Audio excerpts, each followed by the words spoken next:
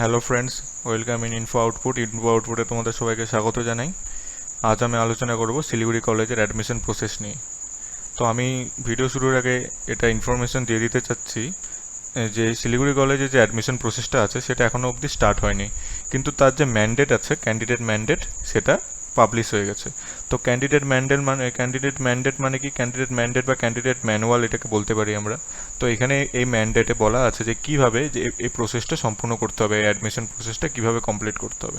তো আমি আজকে সেটার ব্যাপারে আলোচনা করব। তো এই ভিডিওটা বেঙ্গলিতে হচ্ছে, তো যারা বেঙ্গলি বুঝতে পারো না তাদের ডিসঅ্যাপয়েন্ট হওয়ার কোনো ব্যাপার নেই। আমি একটা ভিডিও বানাবো যেটা আমি হিন্দি অ্যান্ড ইংলিশের কম্বিনেশনে বানিয়ে দেবো, যাতে যারা ইংলিশ বা হিন্দি হিন্দি ব্যাকগ্রাউন্ড থেকে আছে তাদের বুঝতে সুবিধা হয়।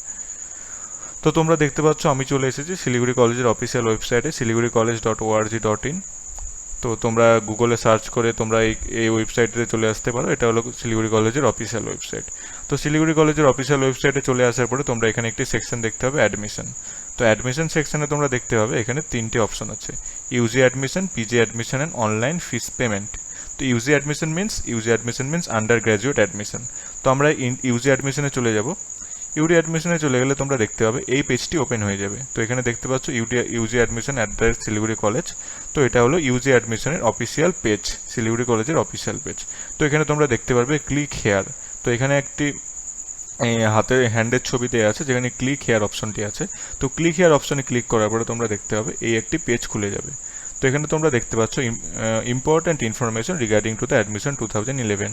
তো কি লেখা আছে, for reserved category certificate must be issued by an authority representing agencies that government of West Bengal and acknowledgement number will not be accepted, but in case of absence of certificate number valid enrolment number can be entered, however father's document may be entered.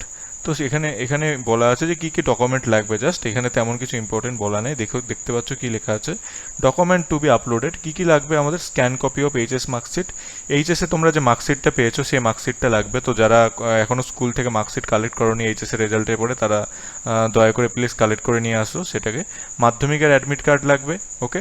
Certificate of age proof, ঠিক আছে। তো মাধ্যমিকের যে admit card সেটা age proof হিসেবে লাগবে। তো তোমরা চেষ্টা করবে মাধ্যমিকের অ্যাডমিট কার্ডটা দেওয়ার। সবার তো মাধ্যমিকের অ্যাডমিট কার্ড আছে আশা করা যায়। তো যাদের নেই তাদের অন্য অন্য এজ প্রুফ হিসেবে দিতে হবে। বার্থ সার্টিফিকেট দিতে হবে, কিন্তু তোমরা চেষ্টা করবে মাধ্যমিকের অ্যাডমিট কার্ডটা দেওয়ার জন্য। Student own caste or PH certificate for appropriate authority as per government rule if any. মনে করো তুমি এসসি বা এসটি বা ফিজিক্যালি হ্যান্ডিক্যাপ ক্যাটাগরি থেকে বিলং করো, তো তোমার সেই নির্দিষ্ট সার্টিফিকেট থাকতে হবে যেটা গভর্নমেন্ট দ্বারা অথরাইজড আছে। One coloured passport size photograph. তো তোমাদের একটি কালার্ড পাসপোর্ট সাইজ ফটোগ্রাফ লাগবে, যেটা তোমাদেরকে স্ক্যান করে আপলোড করতে হবে। তো এখানে দেখতে পাচ্ছি apart from BA honours or programme, BSc honours and programme, BCA honours and BBA programme, there is a fifth separate for honors in economics geography due to dual nature of this honors subject। তো কি বলা আছে এখানে, what do we mean by this. দেখতে পাচ্ছ এখানে economics and geography. তো economics and geography একটা transitional subject. Transitional subject means কি, ট্রানজিশনাল সাবজেক্ট মিনস হলো ইকোনমিক্সকে তোমরা বিএর আন্ডারেও পড়তে পারো এবং বিএসসির আন্ডারেও পড়তে পারো। কারণ ইকোনমিক্সের মধ্যে আমরা কি জানি, সায়েন্স প্রসপেক্টিভও আছে, আর্টস প্রসপেক্টিভও আছে। বেসিক্যালি কি ইন্ডিয়ার ক্ষেত্রে এটা মানে খুবই খারাপ, এটা আমার নিজের খুব কমপ্লেন আমি করি যেটাতে, যে ইকোনমিক্সকে বিএর আন্ডারে দেওয়া হয়। তো ইকোনমিক্স কোনোদিনও আর্টসের সাবজেক্টের আন্ডারে থাকা উচিত নয়, এটা একটা বিএসসির সাবজেক্টের আন্ডারে থাকা উচিত। কিন্তু ইন্ডিয়াতে যেহেতু এটাকে বিএ সাবজেক্টের হিসেবে ধরা হয়, বিএ এবং বিএসসি বোথ, তো যারা ইকোনমিক্স এবং জিওগ্রাফির ক্ষেত্রেও সেম, তো এটাকেও সায়েন্সের সাবজেক্টের আন্ডারে দেওয়া উচিত। তো ইকোনমিক্স অ্যান্ড জিওগ্রাফিকের ক্ষেত্রে এটা একটা ডুয়াল নেচারের সাবজেক্ট। তো তোমরা যদি বিএ হিসেবে পড়তে চাও তো বিএ হিসেবে পড়তে পারো, বিএসসি হিসেবে পড়তে চাইলে বিএসসি হিসেবে পড়তে পারো। তো এখানে কি সিলেবাসের কি প্রসেস আছে সেটা আমার জানা নেই, সেটা তোমাদেরকে কলেজের থেকে জেনে নিতে হবে। The applicant should use only his or her own mobile number. তো এই ডিজিটালাইজেশনের যুগে সবারই মোবাইল নাম্বার আছে, সেটা তো বলার কিছু নেই। এলিজিবিলিটি ক্রাইটেরিয়া, এলিজিবিলিটি কী কী আছে দেখো, a candidate may pass honours or core, may apply for honours or core course if the following conditions are fulfilled. Honours or core course means কি, core course means basically honours কোর্সের কথা বলা আছে, আর কিছুই না। অনার্স অর কোর কোর্সের কথা বলা আছে। কী কী বলা আছে দেখো, 55% in aggregate or 50% in aggregate with 60% in subject. কী বলা আছে এবার, মনে করো তুমি কোন এক্সাম্পল দিলে ভালো হবে? ম্যাথামেটিক্সের এক্সাম্পল দিচ্ছি। ম্যাথামেটিক্সের ক্ষেত্রে মনে করো তোমার ম্যাথামেটিক্সে অনার্স নিবে, তো তোমাকে 55% অ্যাগ্রিগেটে পেতে হবে। 55% অ্যাগ্রিগেটে মিন্স 500তে পরীক্ষা হয়েছে, তো 500-র মধ্যে 55% কত হয় হিসাব করে দেখো, আমার ম্যাথ অত ভালো না। তো 55% কত হয় সেই মার্কসটা তোমাকে পেতে হবে মিনিমাম, বা 50% তোমাকে অ্যাগ্রিগেটে পেতে হবে, মানে 500-এর মধ্যে তোমাকে 250 পেতে হবে। আর 60% ইন দ্য সাবজেক্ট, মানে ম্যাথামেটিক্সে 100-এর মধ্যে 60 পেতে হবে মিনিমাম, তাহলে তুমি অনার্স পেতে পারবে। এটা হলো মিনিমাম ক্রাইটেরিয়া। এটা ভেবে বসো না যে এইটা পেয়ে গেলে তুমি অনার্স সাবজেক্ট পেয়ে যাবে, এটা হলো মিনিমাম ক্রাইটেরিয়া। তো এসসি এবং এসটিদের ক্ষেত্রে সবসময় কিছু কম্প্রোমাইজেশন থাকে, তো সেখানে কি 50% ইন অ্যাগ্রিগেট, মানে টোটালে তোমাকে 50% পেতে হবে। অ্যাগ্রিগেট বেসিক্যালি মিনস টোটাল, ঠিক আছে, অত মাথা ঘামানোর দরকার নেই। Aggregate basically means total, and 45% in aggregate with 55% in subject, এবং 45% অ্যাগ্রিগেটে, মানে 45% টোটালে পেয়ে 55% সাবজেক্টে পেলে হবে। মনে করো তুমি যদি ম্যাথামেটিক্স নিতে চাও, তাহলে তোমাকে, যদি তুমি জেনারেল ক্যাটাগরিতে হও তো তোমাকে 60% পেতে হবে, যদি এসসি এসটি ফিজিক্যাল হ্যান্ডিক্যাপ ক্যাটাগরিতে হও তাহলে 55% পেতে হবে। এটা হলো মিনিমাম এলিজিবিলিটি ক্রাইটেরিয়া। এই নাম্বারটা না থাকলে তোমরা অ্যাপ্লাই করতে পারবে না। ওকে, এবার দেখো, system require the candidate to upload the scan or digital copy of the following. আগেরটাতে আমরা কি দেখেছিলাম মনে আছে? আগেরটাতে আমরা দেখেছিলাম এইচএস এর marksheet, admit card, caste certificate এবং পাসপোর্ট সাইজ ফটো। এখানে কি কি লাগছে দেখো, পাসপোর্ট সাইজ ফটো, ক্লাস 10-এর অ্যাডমিট কার্ড, ক্লাস 12-এর marksheet, own or father's caste certificate in the case of ST ST OBC, যেটা আগে বলা আছে, physical handicap certificate and school leaving certificate and migration certificate for other board. এটা ভালো মতো কিন্তু খেয়াল করো, তো তাদের ক্ষেত্রে স্কুল লিভিং সার্টিফিকেট নেওয়া নেই, তো তারা দয়া করে গিয়ে স্কুল লিভিং সার্টিফিকেট নিয়ে আসবে বা মাইগ্রেশন সার্টিফিকেট নিয়ে আসবে। বেসিক্যালি কি হয়, স্কুল লিভিং যারা ওয়েস্ট বেঙ্গল বোর্ড থেকে আসো তাদের ক্ষেত্রে তেমন কিছু অসুবিধা হয় না, কিন্তু যারা আইসিএসসি বোর্ড থেকে, আমি এটা খেয়াল করে দেখেছি, আইসিএসসি বা সিবিএসসি বোর্ড থেকে একটুখানি এই মাইগ্রেশন সার্টিফিকেট, মেনলি আমরা স্কুল লিভিং সার্টিফিকেট আমরা যারা ওয়েস্ট বেঙ্গল বোর্ড থেকে আছে তারা বলি, এবং মাইগ্রেশন সার্টিফিকেট হলো CBSE and ICSE board basically, সেখান থেকে সেটাকে মাইগ্রেশন সার্টিফিকেট বলে। তো সেখানে মাইগ্রেশন সার্টিফিকেট দিতে কিছু লেট হয়ে কিছু ডিলে হয়, তো প্রত্যেকবারই এই অপশনটা থাকে যে তোমরা মাইগ্রেশন সার্টিফিকেটটা পরে সাবমিট করতে পারবে। আশা করি এবারও থাকবে সেই অপশনটি, কিন্তু তোমরা যত তাড়াতাড়ি পারবে সেটা কালেক্ট করে নেবে। এছাড়া কি বলছে, important downloads, guideline for admission এখানে লেখা আছে, কাউন্সিলিং শিডিউল লেখা আছে, NBU CBCS guideline, seat breakup, girls hostel form, boys hostel form, admission fee structure, prospectus for travel and tourism management. তো তোমরা দেখতে পাচ্ছ এখানে অনেকগুলো জিনিস আছে। তো তোমাদের কোন জিনিসটাকে ব্যাপারে তোমাদের ইনফরমেশন বেশি দরকার, তো তোমাদের যদি গার্লস হোস্টেল বা বয়েজ হোস্টেল এগুলোর ব্যাপারে কিছু জানার থাকে শিলিগুড়ি কলেজের, তোমরা আমাকে কমেন্টে জানাতে পারো, তাহলে সেই ব্যাপারে আমি একটি ভিডিও বানিয়ে নেবো। তো এতগুলো টপিকে তো আমার ভিডিও বানানো সম্ভব নয়, তো আমি এই সবগুলোতে ভিডিও আমি বানাতে পারলাম না। আপাতত আমি ইম্পর্টেন্ট নোটিস এবং এলিজিবিলিটি ক্রাইটেরিয়াটা বলে দিলাম। এবার আমি ক্যান্ডিডেট ম্যানুয়ালটা বলে দিব, কোন ম্যান্ডেট ফলো করতে হবে তোমাদেরকে। তো তোমরা দেখতে পাচ্ছ এখানে একটি এই প্রেজেন্টেশন আছে, যে প্রেজেন্টেশনটা শিলিগুড়ি কলেজের অফিসিয়াল ওয়েবসাইট দিয়ে, মানে বেসিক্যালি যারা ওয়েবসাইটটি ডেভেলপমেন্ট করেছে তাদের ওয়েবসাইট থেকে আমি এই ম্যান্ডেটটি পেয়েছি। তো তোমরা দেখতে পাচ্ছ, একটু আমি যদি স্ক্রোল করে নিচের দিকে নামাই তো তোমরা দেখতে পাবে এখান থেকে কীভাবে অনলাইন অ্যাডমিশন সিস্টেমটি হবে। তো যখন স্টার্টিং হবে সেটা আমি একটা আলাদা ভিডিও বানিয়ে দিব, তাও আমি তোমাদেরকে এখান থেকে দেখিয়ে দিচ্ছি। দেখতে পাবে তোমরা এরকম একটি বেসিক্যালি এরকম একটি তোমরা ইন্টারফেস দেখতে পাবে। তো এরকম একটি ইন্টারফেসের মধ্যে তোমরা দেখতে পাবে এখানে 3টে অপশন থাকবে, register, log in and get registration SFS. তো তোমাদেরকে সবার প্রথমে রেজিস্টার করে নিতে হবে, ঠিক আছে, সবার প্রথমে তোমাদেরকে রেজিস্টার করে নিতে হবে। রেজিস্টার করার পরে তোমরা যে আইডি এবং পাসওয়ার্ড পাবে, বেসিক্যালি ফোন নাম্বার দিয়ে রেজিস্টার করতে হবে, যে আইডি এবং পাসওয়ার্ড পাবে সেটা দিয়ে তোমাদেরকে এখানে লগ ইন করতে হবে। প্রথমে রেজিস্টার, তারপরে log in, please be careful, প্রথমে রেজিস্টার দেন লগ ইন। ওকে, প্রথমে রেজিস্টার করবে দেন লগ ইন করবে। লগ ইন করার পর তোমাদেরকে কী কী দরকার হবে তোমরা দেখে নেবে। তো তোমরা যে কলেজ নেম, তোমরা বেসিক্যালি যে কলেজে ভর্তি হবে সেই কলেজ নেম, তো সেটা তো আর বলার কিছু নেই। তো তোমাদেরকে আগে এগুলো পড়ে নিতে হবে, জাস্ট যেগুলো আমি তোমাদেরকে বলে দিলাম সেগুলো পড়ে নিতে হবে। তোমরা আমার ভিডিও দেখলেই হয়ে গেল, তোমাদের আর আলাদা করে কোনো পড়ার দরকার নেই আশা করি। তারপরে রেজিস্ট্রেশন করার পরে দেখো তোমাদেরকে এই স্টেপটা ফলো করতে হবে। তো তোমাদেরকে সবার প্রথমে ফলো করতে হবে তোমরা কোন কোর্সের জন্য অ্যাপ্লাই করবে, BA or BSc. BA means Bachelor in Arts, BSc means Bachelor in Science। তো যারা সায়েন্স ব্যাকগ্রাউন্ড থেকে তারা বিএসসিতে করবে, আর যারা আর্টস ব্যাকগ্রাউন্ড থেকে তারা বিএতে করবে। কোর্স টাইপ কি, জেনারেল আর অনার্স। জেনারেল মানে কি, যেটা তোমরা যদি পাস কোর্সে ভর্তি হতে যাও তাহলে সেটাকে জেনারেল বলবো। আর যদি তোমরা অনার্স কোর্স করতে যাও তাহলে সেটা আমরা অনার্স সিলেক্ট করে নেব। তারপরে অ্যাপ্লিক্যান্ট নেম দিতে হবে, মনে করো অর্থাৎ অ্যাপ্লিক্যান্ট নেম মিনস যে অ্যাপ্লাই করছে তার নাম দিতে হবে। ফাদার্স নেম দিতে হবে, মনে করো তুমি অ্যাপ্লাই করছো, তোমার নাম এবিসি, তো তোমার বাবার নাম এখানে দিতে হবে, তোমার মায়ের নাম এখানে দিতে হবে, এবং তোমার গার্জেন্স নেম দিতে হবে। তো তোমার মা এবং বাবা তাদের মধ্যে যে গার্জেন তার নাম দিবে, অথবা যদি তোমার মা বাবা ছাড়া অন্য কেউ গার্জেন হয় তার নাম দিবে। ফাদার্স অকুপেশনস মিনস বাবা কি করে, বাবার পেশা কি। মাদার্স অকুপেশন মা কি করে। অ্যানুয়াল ফ্যামিলি ইনকাম সেটা তোমাদেরকে এই স্লট থেকে সিলেক্ট করতে হবে। Phone number, alternative phone number. Alternative phone number means নিজের ফোন নাম্বার ছাড়া তোমাদেরকে অন্য একটা ফোন নাম্বার প্রোভাইড করতে হবে। দ্যাট মিনস ফ্যামিলির কারো দিলেও হবে বা ফ্রেন্ডের কারো দিলেও হবে, ডোন্ট ম্যাটার, এটা কোনো ম্যাটার না। ইমেল আইডি দিতে হবে, ইমেল আইডি কিন্তু একটা অ্যাক্টিভ ইমেল আইডি দেবে, ঠিক আছে। ডেট অফ বার্থ দিয়ে দিতে হবে, আধার নাম্বার, ব্যাঙ্ক নেম।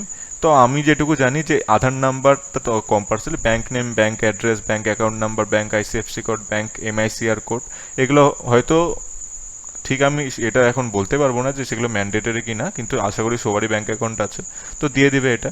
তো ব্যাংকের নাম মনে করো যদি স্টেট ব্যাঙ্ক অফ ইন্ডিয়াতে, হাইপোথেটিক্যালি বললাম কারণ সবারই স্টেট ব্যাঙ্ক অফ ইন্ডিয়াতে, আমি যত খেয়াল করে দেখেছি সব স্টুডেন্টেরই বেসিক্যালি, কারণ গভর্নমেন্ট ব্যাংকের উপরে সবাই ঠিক আছে, যে জোক সাফার, যাই হোক।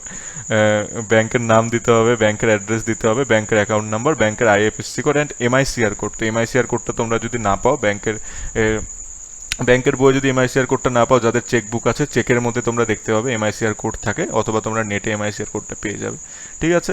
Next, provide applicant personal details, মানে যেগুলো আমি এখন বললাম সেগুলো তোমাদেরকে দিতে হবে, ডেট অফ বার্থ সহ দিতে হবে, ঠিক আছে।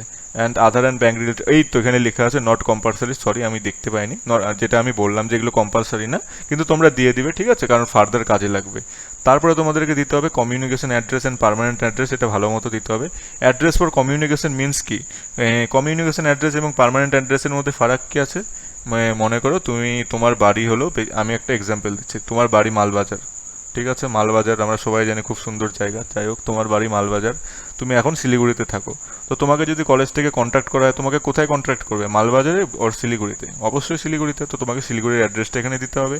কিন্তু পার্মানেন্ট অ্যাড্রেস কোথায়, তুমি মালবাজারে থাকো, তো তোমাকে দিতে হবে পার্মানেন্ট অ্যাড্রেস মালবাজার। এবার মনে করো তোমার বাড়ি হলো কলেজ পাড়াতে তোমার বাড়ি, আমি হাইপোথেটিক্যালি ধরে নিলাম, বা শিলিগুড়ির যে কোনো জায়গায় তোমার বাড়ি।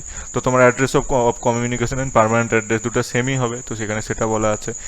অ্যাড্রেস অফ কমিউনিকেশনের মধ্যে কী কী দিতে হবে তোমাকে, দেখো, হাউস নাম্বার দিতে হবে, পোস্ট অফিস দিতে হবে, ওয়ার্ড নাম্বার ইফ এনি, যদি তুমি মিউনিসিপ্যালিটি এরিয়া থেকে বিলং করো, আরবান এরিয়া থেকে বিলং করো, ওয়ার্ড নাম্বার থাকবে, নাহলে পঞ্চায়েত এরিয়া থাকলে পঞ্চায়েতে তোমার কি বলে সেটাকে, তোমার পঞ্চায়েতের যে এরিয়া আছে, যেমন ডাবগ্রাম 1, ডাবগ্রাম 2, ফুলবাড়ি 1, ফুলবাড়ি 2, তো তোমার যে মাটিগাড়ের ওইদিকে যে পঞ্চায়েত আছে সেইভাবে সেখানে নাম হিসেবে দিতে হবে।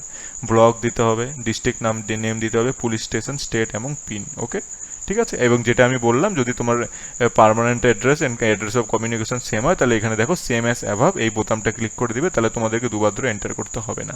এবার অ্যাপ্লিক্যান্টের আদার ডিটেলস তোমাকে দিতে হবে, তোমার gender, male or female, blood group, marital status, single or married, তো আশা করি এটা সবার সিঙ্গেলই থাকবে, ম্যারিড থাকলে আর পড়াশোনা করে কোনো লাভ নেই। রিলিজিয়ানের মধ্যে কি হবে, রিলিজিয়ান হিন্দু, মুসলিম, শিখ, জৈন, যা রিলিজিয়ান থাকবে সেটা। Mother tongue, nationality, economic status, other specification, physically challenged or not, okay, ঠিক আছে। তো এখান থেকে তোমাদেরকে এগুলোকে সিলেক্ট করে নিতে হবে ভালো মতো, এবং তোমাকে এখান থেকে সব থেকে যেটা মেন যেটা ইকোনমিক স্ট্যাটাস সেটা সিলেক্ট করে নিতে হবে, ঠিক আছে। এবং এখানে একটা খুবই ভালো স্কিম আমি যেটা নিজে মনে করি, কারণ সত্যি কথা বলতে পড়াশোনা তো সবাই করতে চায়, কিন্তু সবার সেই ক্ষমতা মানে হয়ে দাঁড়ায় না।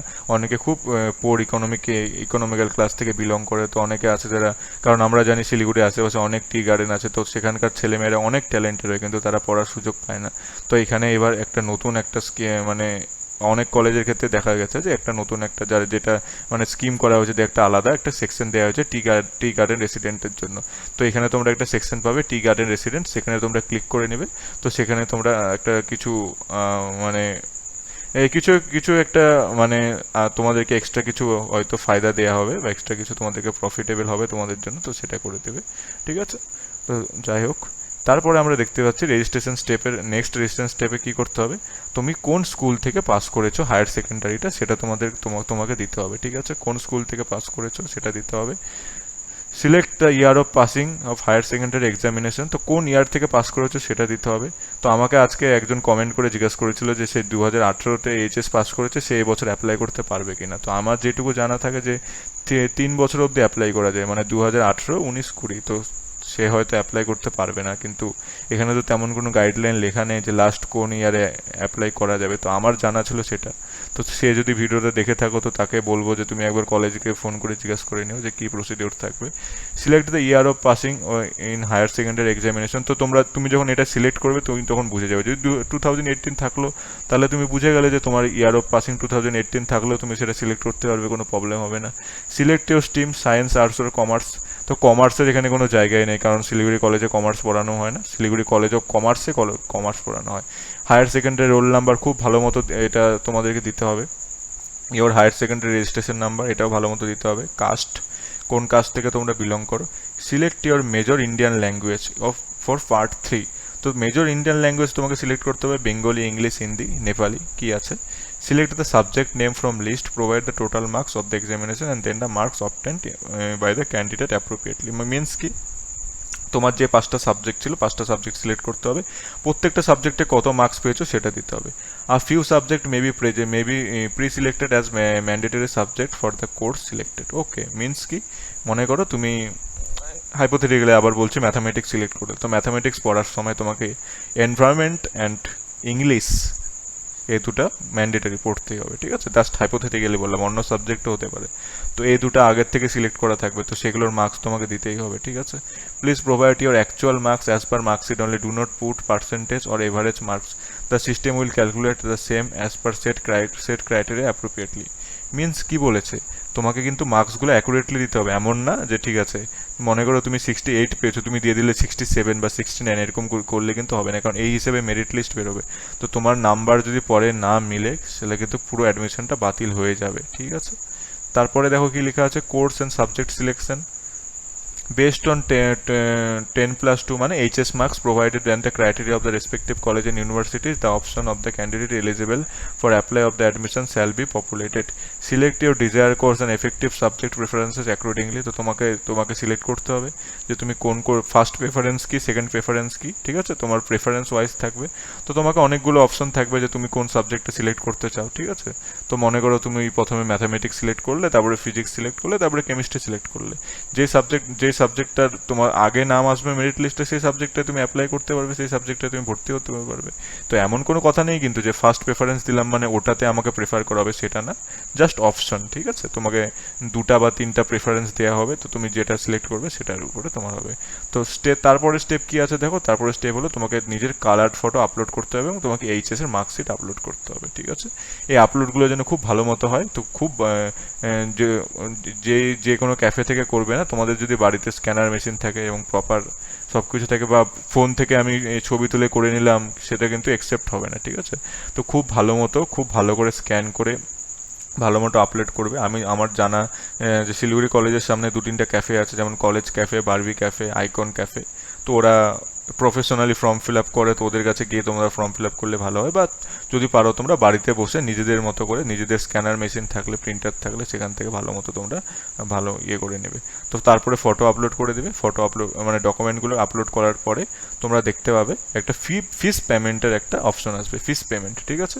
তো যখন তোমরা ফিস পেমেন্টটা করবে প্রত্যেকটা স্টেপে, ঠিক আছে, প্রত্যেকটা স্টেপে যখন তোমরা ফিস পেমেন্টটা করবে তোমরা কিন্তু দেখতে হবে যে তোমাদের ক্যান্ডিডেট নেম লেখা আছে এবং রেজিস্ট্রেশন নাম্বারটা লেখা আছে। তো তোমরা পারলে একটা স্ক্রিনশট নিয়ে নেবে বা লিখে রাখবে কোনো একটা খাতাতে, কারণ বাই চান্স যদি পেজগুলো কেটে যায়, ঠিক আছে, ফর্ম ফিল আপ টেকনিক্যাল ব্যাপার, ইনফরমেশন টেকনোলজির ব্যাপার, তো ঠিক তো বলা যায় না। তো তোমরা এই যেটা অ্যাডমিশন যেগুলো রেজিস্ট্রেশন নাম্বার এগুলো সব দেখলে মেসেজে চলে আসবে, কোনো ব্যাপার না, তাও তোমরা যতখানি পারবে সাবধানতা অবলম্বন করবে।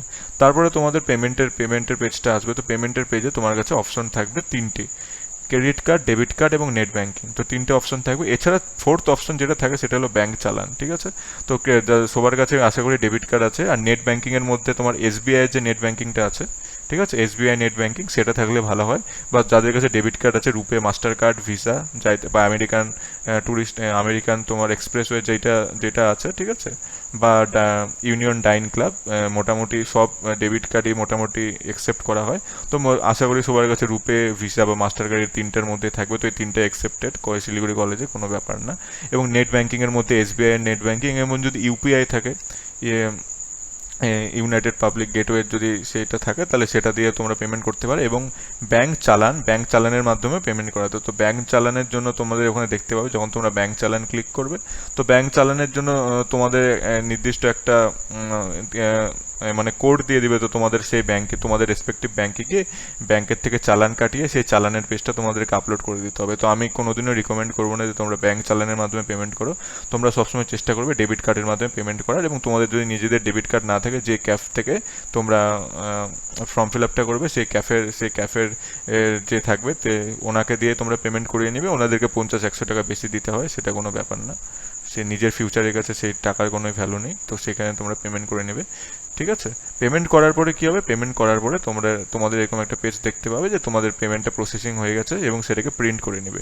প্রিন্ট করে নেওয়ার পরে কী হবে, একটা কনফার্মেশন পেজ আসবে। কনফার্মেশন পেজটাকে তোমাদেরকে প্রিন্ট আউট করে নিতে হবে। কনফার্মেশন পেজটাকে যে প্রিন্ট আউট করবে, সেই পেজটাকে নিয়ে পরে যখন তোমরা মেরিট লিস্টে নাম চলে আসার পরে তোমরা যখন সেটাকে ভেরিফিকেশন করতে যাবে, তখন কিন্তু সেই পেজটার দরকার হবে। ঠিক আছে, তো তোমরা দুটো জিনিসের প্রিন্ট আউট বের করে নেবে। একটা হলো পেমেন্টের ফিসের, যে তোমরা পেমেন্টটা করলে সেই পেমেন্টের কাগজটা, এবং তোমরা যে ফর্ম ফিল আপটা করলে সেই ফর্ম ফিল আপের কাগজটা।